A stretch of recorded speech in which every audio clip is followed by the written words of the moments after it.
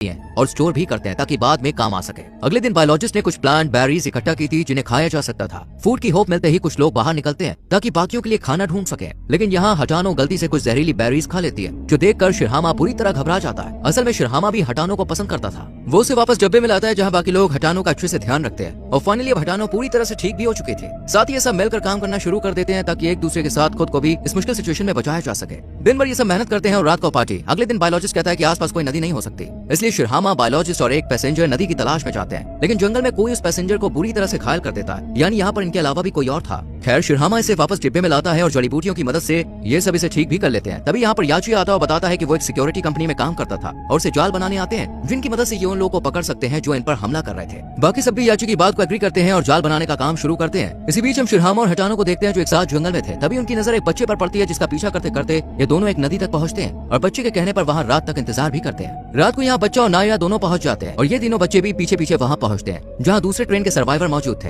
यहाँ ये तीनों यामामोटो से मिलते हैं और बातों ही बातों में यामामोटो बताता है कि वो लोग गलती से 2060 में टाइम ट्रेवल कर गए और ये सब तब हुआ जब सभी देश स्पेस में जीत हासिल करने की होड़ में सैटेलाइट्स पर सैटेलाइट्स लॉन्च कर रहे थे, लेकिन तभी एक सैटेलाइट एक एस्टेरॉइड से टकराई और पूरी दुनिया तबाह हो गई और ये सब 2026 में ही हो चुका है। यामामोटो ने यहाँ पर एक रेडियो भी ठीक किया था जो फिलहाल खराब है। शिरहामा ये सब अपनी टीम को बताता है जिस पर सभी सोचते हैं कि शायद भगवान ने उन्हें दुनिया को बचाने का मौका दिया है, लेकिन यहाँ से वापस पास्ट में कैसे जाना ये कोई नहीं जानता था। अगले दिन सभी तालाब में नहाते हैं, अपने लिए बाथरूम बनाते हैं और मछलियों से पेट पूजा भी करते हैं। वहीं याची सबसे दूर एक लकड़ी का टॉय बनाकर उससे बातें करता है कि तभी उसकी नजर बायोलॉजिस्ट पर पड़ती है जिसे एक ग्रीन कलर का पत्थर मिला था। याची फौरन यामामोटो को इस पत्थर के बारे में बता देता है और कुछ खाना मिलने पर प्रॉमिस करता है कि वो इस ग्रुप की हर इन्फॉर्मेशन टाइम से उस तक पहुंचाता रहेगा। इधर हटानो और रैना किसी बात पर झगड़ने लगते हैं जिस वजह से रैना गुस्से में हटानो को धक्का देकर एक गड्ढे में गिरा देती है जहाँ इन्हें एक आदमी की लाश नजर आती है और ये दोनों बुरी तरह से डर जाती है। हटानो को गड्ढे से निकालकर ये दोनों भागी रही थी कि तभी दूसरे ग्रुप के 3 लड़के इन्हें पकड़ लेते हैं। यहाँ पर रैना तो जैसे तैसे भाग जाती है लेकिन हटानो फंसी रह जाती है। रैना, शिरहामा और बाकी ग्रुप मेंबर